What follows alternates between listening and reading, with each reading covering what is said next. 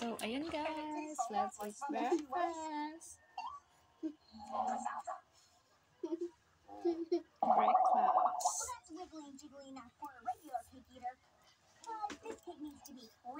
Ang request niyang ulam. Bihira lang siya mag-request niyan, kaya pinagbibigyan na namin. Hindi ka nag-use ng this one. Hindi na naman kami nakapasok. Dahil maulan sa umaga.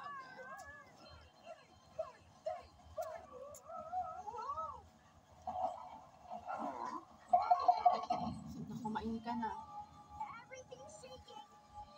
So, thank you so much sa aking mga followers, viewers, non-followers, friends, relatives. Thank you guys sa inyong suporta.